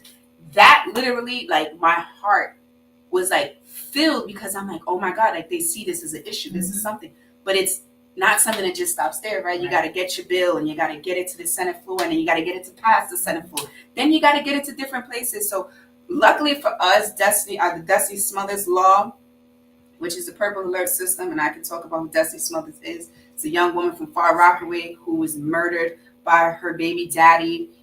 He shot her and then stuffed her in the trunk of a car, and her family had to got the runaround for a missing persons report. The family had to conduct their own search because they didn't get a missing persons report for 10 days. 10 days? So 10 days, they got the runaround of saying, well, maybe did she need a break? Did she go back home? Did she run away? Did she do this? 5 months later, Destiny was found in an abandoned car in the trunk. Her own car. Her own car. That was on the street, and shout out to the nosy neighbors, because the neighbor called and was like, hey, this car is sitting on this block, and whose car is this? This car needs to be removed. The tow truck company came, popped the trunk open, Destiny's body was in there. Good God. So Khalil Anderson and Senator Sanders, they came together, and Khalil has an amazing domestic violence team that really does work and they care about it. Shout out to Ladies of Lavender. They're also a part of this coalition that he has too, working for domestic violence. And we just, we came from a survivor's point of view, and we had to fix the language to make sure that it matched, because every survivor is not the same. Right. So while you may have a paper trail, like she may have an order of protection, I never got one. I never went to the police. I never had those interactions. Because when the police came to my house, when this man broke my window trying to break into the house, I looked at them and told them, nothing happened. Oh, I think it was a ball that broke the window. See? And they looked at me and they knew. They knew. They was like, are you sure? And And I was like, yeah, I'm sure. I think the kids were playing with a ball and it just broke the window. And they left. Mm-hmm. And they were like, okay, if anything else happens, just call us back. But if language isn't written inside that law that protects a victim like me who didn't go to the cops, so that means I have no paper trail. Right. Come Right? on, Angelina. Because I have no paper trail, do I get left out of it? Right. Am I not a victim? Am I not just as much of a victim as she is because she has the paper trail? So it's certain languages like that. You have to be very careful when it comes to language, when it comes to laws, because in the courtroom, that's what they argue. Right. Shout out to having an uncle that's a lawyer because I know this. Come on, listen. And his wife, who's a lawyer as well, who had to break it down to me, and I will call them and I'm like, I just don't get it. I don't understand. It's making me mad. Those little loopholes. Yes. And my uncle's wife was like, in a courtroom, we argue language. Yeah. So while, yes, it may not be fair, while, yes, we do know what may be right, if it's not written in there, it doesn't matter. Doesn't matter. My God. Wow, sirs. Phew. A lot's been said. You were going to explain, you just mentioned someone else, another name. Justice Matters? Yes. She just did it. No, it's another name. Oh, you did both at the time. Okay, very good. I work in it. So, all right. So, like I said earlier, like one of the things I love that they explained during a live event just now is that you can adopt certain laws from other states. So it is, we have to educate ourselves on these different things. Like we really, really do, because she has an uncle and an auntie that happens to be, they know the language because of law, right? But everybody else don't have that. Everybody don't have that. Everybody else don't have that. So it's the whole thing of, the whole if you see something, say something type thing. A lot of times, the thing that's aggravating you the most, you should get involved in. So wherever the state you're in, if certain things keep continuously going on and people are dying and going missing and stuff like that, you need to find out what's going on in those laws in that particular state. And I think the biggest way to get involved, like even if it's baby steps, volunteer at your local organization. Yes. If that organization aligns with what you align with, go to that organization. I promise you, organizations always need volunteers. They need help with something. Right. But go to that organization, let them know you want to volunteer. That's the biggest thing. Volunteers are literally like, they hold an organization up. Yeah. So to help an organization, even do events, even if it's maybe one event or two, but you'll get to learn more when you're in it. And maybe if that's the route you want to go down, then boom, you already have a gateway in. Right. If you want to start something else, you can work with that organization as well. Right. So it's something that just know if you want to get involved, please go to your local community-based organizations and definitely get involved in these communities. Love that. Thanks for saying that. So now tomorrow, share with us about the march. You guys' second one. So awesome. So tomorrow is our second domestic violence awareness march. We are coming out to not only scream, break the silence against domestic violence, but just show that survivors can come together, right? And not only come together, but share resources. Share resources, network, and just talk about the same issues that we all have. And let's all talk about the same issues that we all have in one. Right. I think also tomorrow will not only that we're going into Harlem, but going into the Bronx, because the Bronx is real. Like the Bronx has the most, the highest domestic violence rate.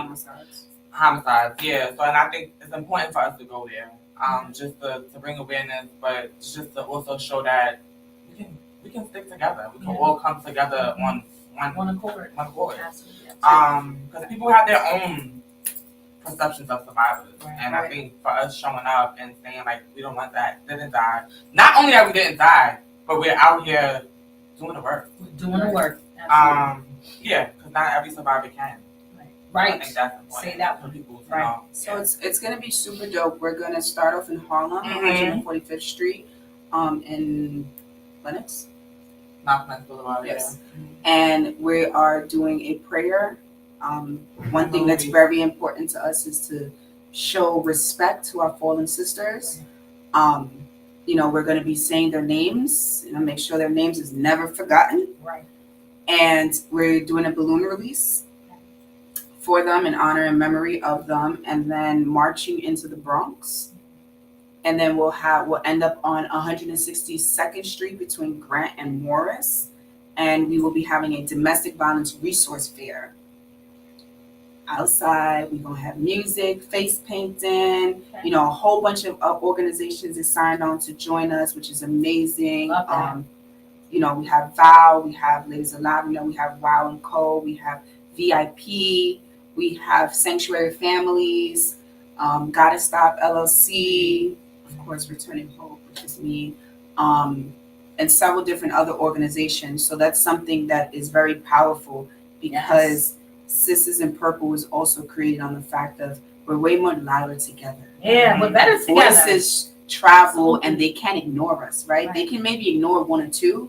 They can't ignore about 10 or 15, right? That's a lot to come out. And, when you see these crisis management systems and there's like 10 different organizations that fight for gun violence, and they are powerful. They're moving in a way that they can't be ignored, even if somebody wanted to ignore them, you just can't. So because of something like that, that's something that we wanted to happen for domestic violence organizations, because it's not shown, it's not seen. Everyone's in different places. Right. Everyone needs to start coming in together because the message is bigger than us. Yeah. Come on, the bars. That's a fact. Anything else? I think I could just second what Angie said. Like, it's definitely bigger than us, and we definitely have to come together more. We don't see it. Like, we're always open to working together and coming together with other survivors and other organizations. I think also, y'all need help. Anybody know someone? You always know someone. There's always a family member. There's always a friend. There's always someone that you know, a neighbor.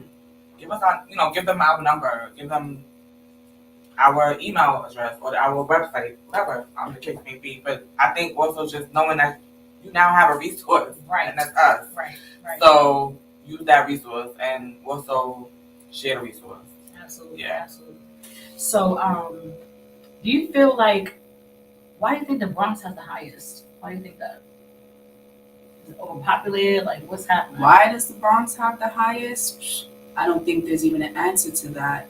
I just think that, unfortunately, when it comes to domestic violence, like Shamara said, nobody cares. I feel like the Bronx always had the highest. I think they have always had the highest. They had that belt for a while. It's always been the highest. But when we're talking statistics, right, we have to understand that domestic violence numbers have always been high.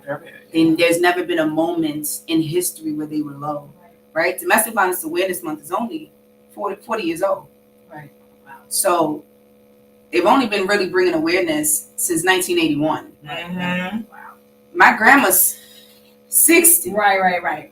Okay, so if 40 years ago, that's when they started deciding, like, okay, this is a real issue. This is happening. Because people were being murdered at high rates of numbers. Mm-hmm. So I really do think the answer to that question is because nobody cares. Right.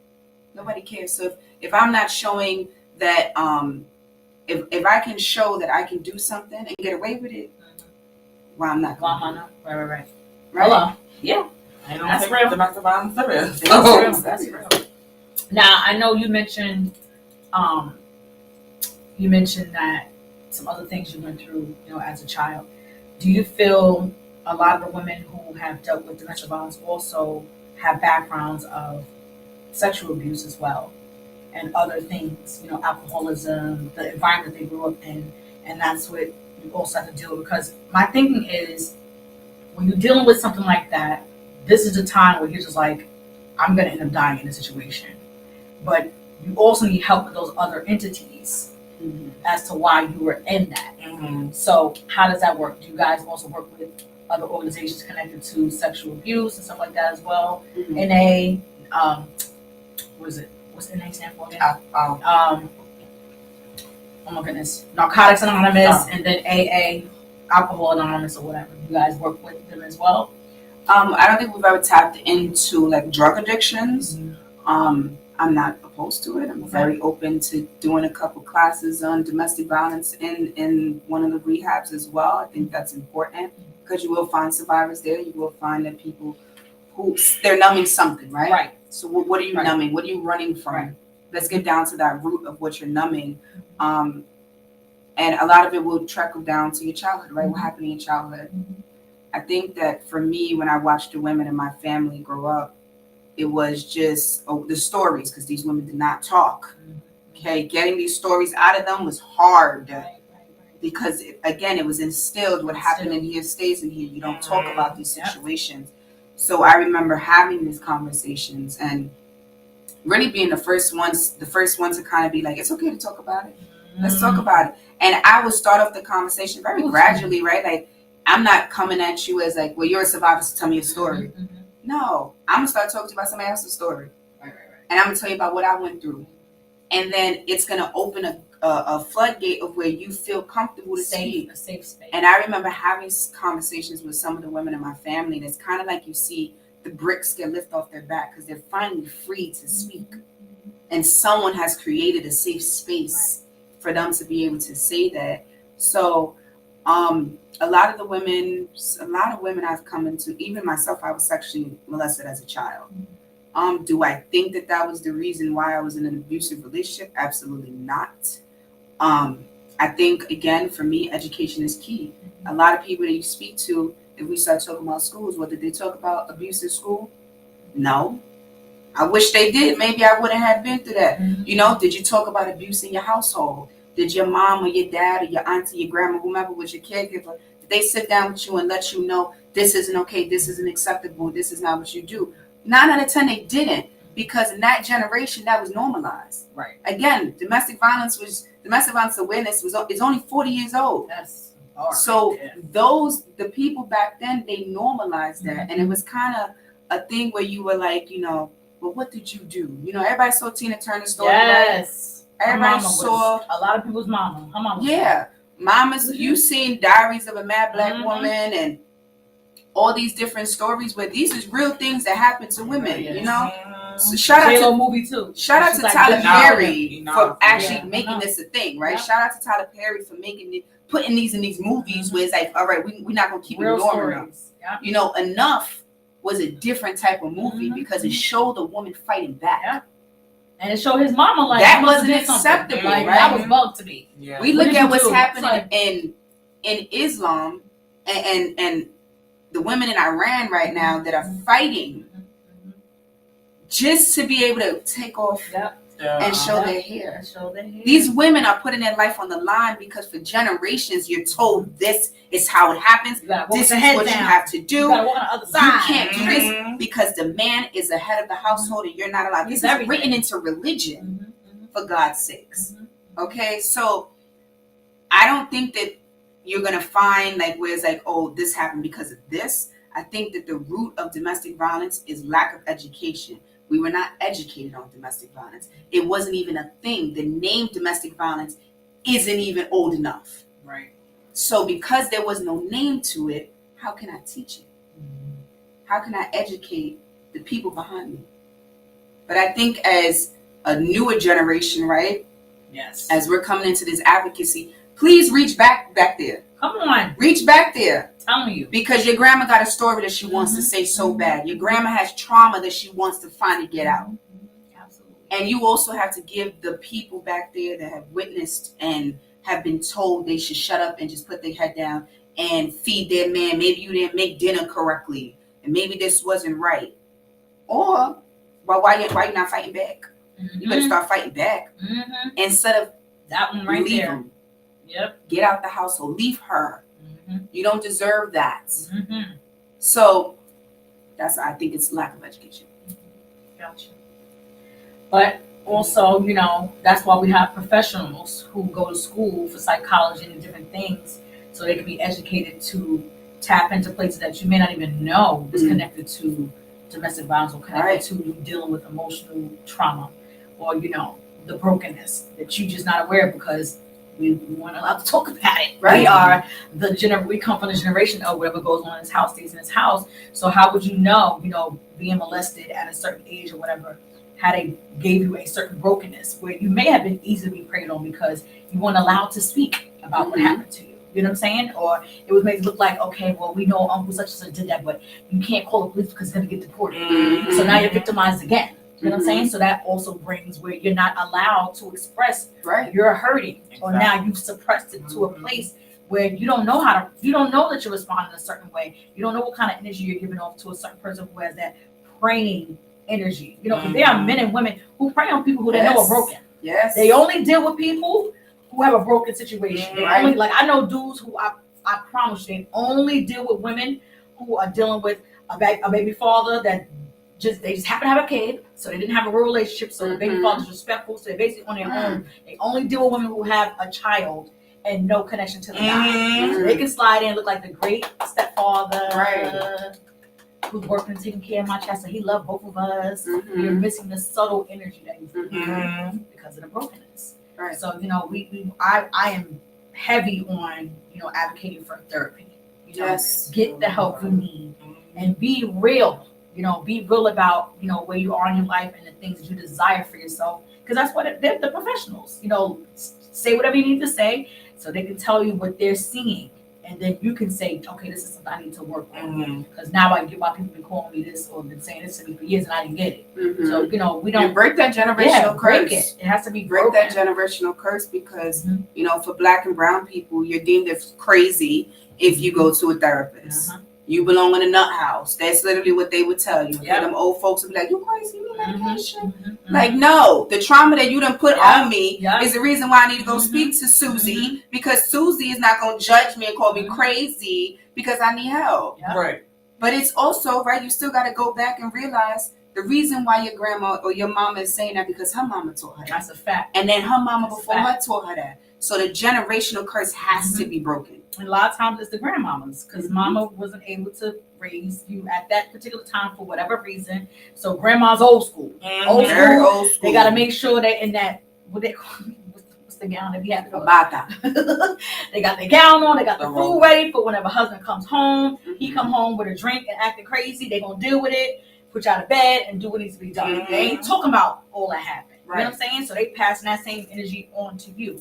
And all this happening, mama's maybe going to school, whatever she need to do to come back and get you, but you done dealt with some stuff that you have to stay silent about. But that's what you was educated on. So what you just witnessed is something that was taught.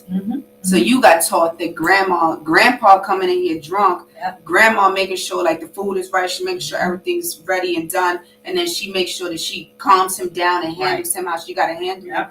And when you grow up, you're like, oh, well, I saw this happening, so this is how I got to happen, this is what got to do. That's all taught. So we had to unlearn what we were taught and then get re-educated on the new stuff because ignorance is a choice and you can choose better for yourself. And for the love of God, please always choose better. Yes, choose you.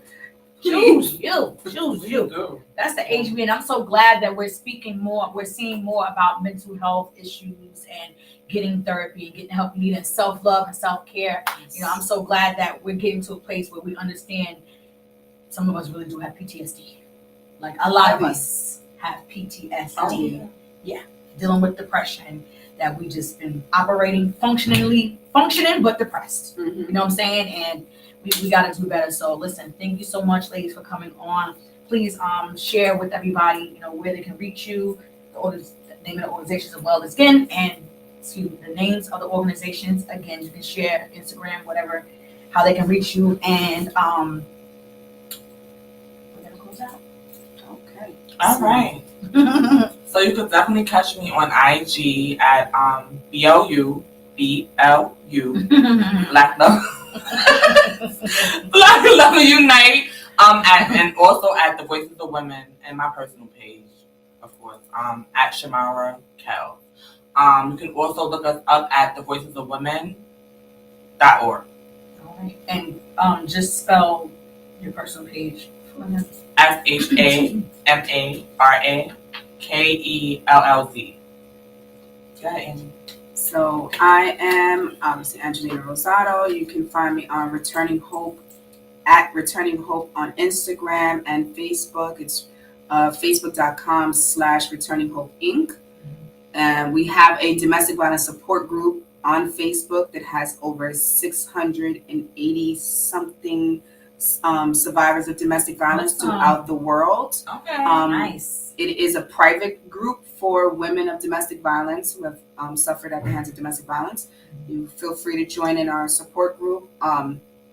You can also find me on Instagram at Returning Hope.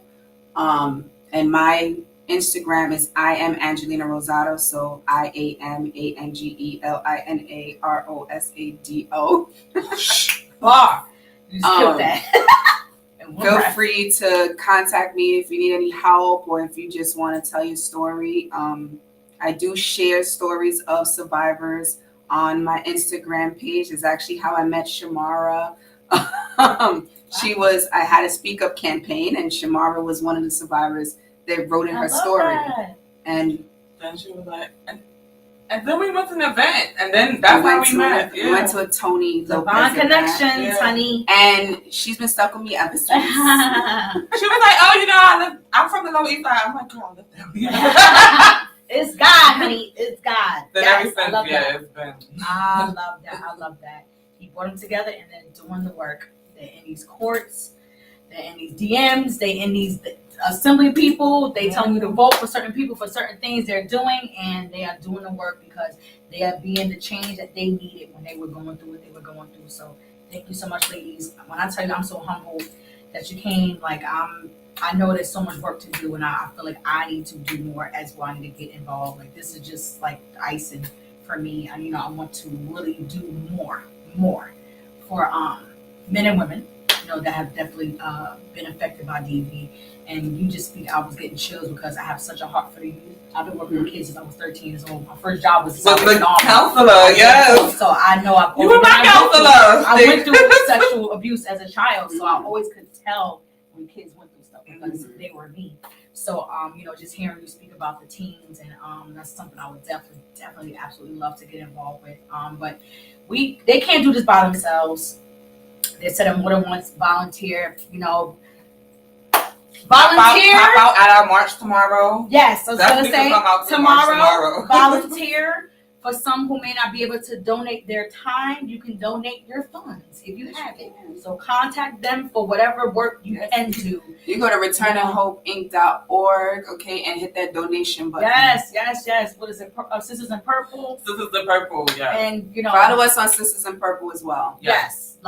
All these pages, all these organizations, please get involved. Like I said, if you can't give your time, you have the funds, give the funds. If there's something you want to get more educated on, reach out to these ladies. They're doing it. They're learning too as they go. They are also learning about the political part. Yeah. Even sharing that information. Yeah. Donate to our toy drive. So we do a domestic violence toy drive every single year. You can donate toys, brand new unwrapped toys. I adopt a domestic violence shelter each year. And I go into the shelter and we have conversations with the women and we donate toys. And that is because I was one of those women during the Christmas season. Yeah. I had zero to no money for a toy. And the people that donated to that shelter, God bless you, because it was meant for me to be there so that I can actually take that act of service and pay it forward. I wouldn't even know what I was going to do for Christmas during that year. So this is why I have our gift of hope, and we give toys back to the shelter. Love it. Let's get involved. Like I said, this month has a lot of different awarenesses going on. If you can, tap into all of them. But this particular situation, we're watching women die. Social media, it's been a lot. I've had to, when I say my prayer has been different since that live we did, my prayer has been different because I feel like every day it was a new video. I said, what is happening? And I actually think that's God, I got to protect my spirit as well. You know what I'm saying? I was that same day the bull rider was murdered. Who was it? The male victim, his girlfriend. He was a bull rider. His girlfriend stabbed him to death. Yes. I just saw that story this week. Wow. We said, because I know we spoke on the live too, the LGBT community as well. Yes. You don't hear about these things. You just don't.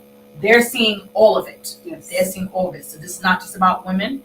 It just happens to be females. We just happen to be women fighting for the cause. Right. And if you are a man and you want to get trained in advocacy and learning different things in education, please reach out to us. I can't scream enough how much I want men more involved in this specific topic because, so many men dominate the gun violence topic. but come on down to Gun Violence's twin sister, domestic violence, and volunteer, join us, join a panel. That's my favorite thing. Y'all love me some panels. But just join into the conversation, have that conversation, and if you are a part of the crisis management system, open your doors to us. We can come in and we can talk about domestic violence. Absolutely. Pay attention to the kids in your home. If you allow your children to date or whatever, pay attention to who they decide to connect with.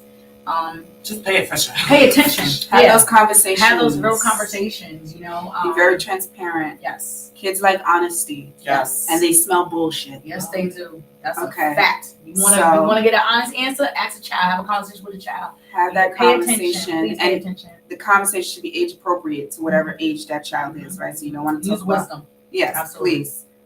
Use wisdom. I talk to my kids about everything. I really do. But especially with social media and the news, they see certain things. And they ask questions. I'm like, all right, let's go. What we doing? Yeah, right. What we doing? Okay, yeah. So this is why this is happening. Yes, you got brown skin. So this is what's going on. You know what I'm saying? We gotta be real about what's happening. Some stuff we're not gonna be able to control because we can't be with them all the time. Right? So I say flat out, I'm in my kids' business. I say that flat out. I'm all in my kids' business. I'm in my kids' business. I'm all in their business so much they don't even like it. Like period. I'm in your business, child. As long as until you move out, I'm gonna probably still be in your business. Even too, then, you're gonna be looking for me to be in your business. Okay? You're gonna be looking for me to be in your business. But while you're under my roof, I got everybody in their business.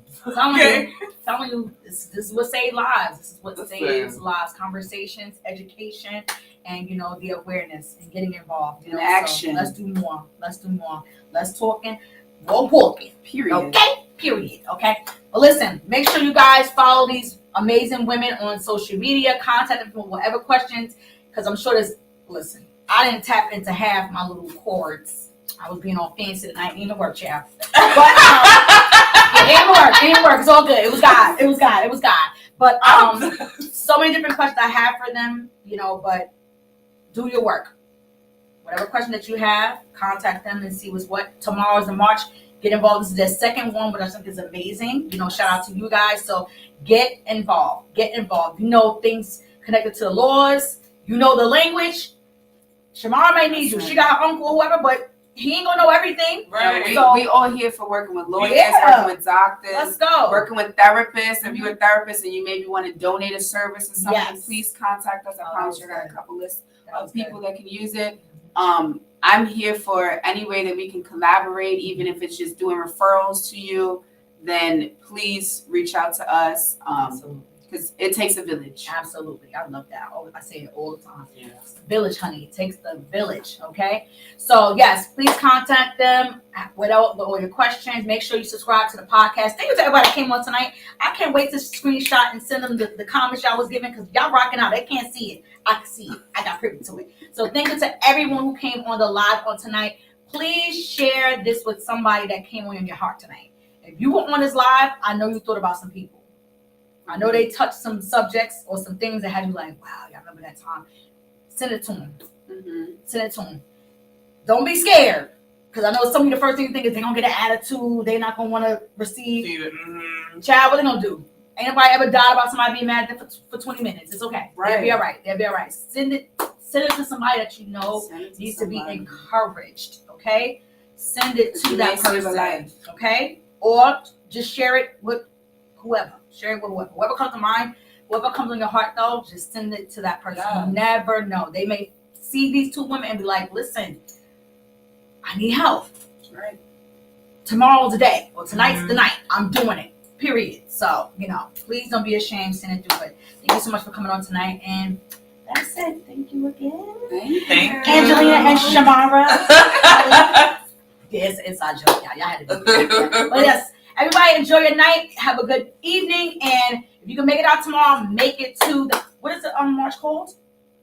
This is Sisters in Purple March. Sisters in Purple? Okay, Sisters in Purple March in Harlem to the Bronx. Yes. All right. And continue to pray They shared some names tonight. If you never heard about the situation, look it up. We're gonna keep these names alive. You know, these women who did not make it. Okay. And we have Keep an saying their event names. October 27th in the Lower East Side of Manhattan, 101 Avenue D. It's a domestic violence panel. End the Silence. That's the name of the event. End the Silence. I love that. And we are going to Far Rockaway for a domestic violence march October 29th. So check out my Instagram page. It has all the flyers, all the information there. If you're in Far Rockaway, come out and rock out with us. All right. Anything else on your end? You're no, most likely I'm going to be with her. They're the same. Listen, they better together. We are greater together. No, she just be like, come on. She's like, oh, you coming. This is what we're doing. Okay, I love it. I love it. Listen, that's the energy we got to have, okay? When you see somebody going through it, I was there, sis. I get it. We come on. You coming with me. I got to put you in a headlock. Okay? You'll get this work. I Okay? get all her attitude. Let's go. Let's go. We're doing it. So, yes, thank you so much for coming on tonight. To all my guests, subscribe, and we are out of here. Peace. Later. Oh, my gosh.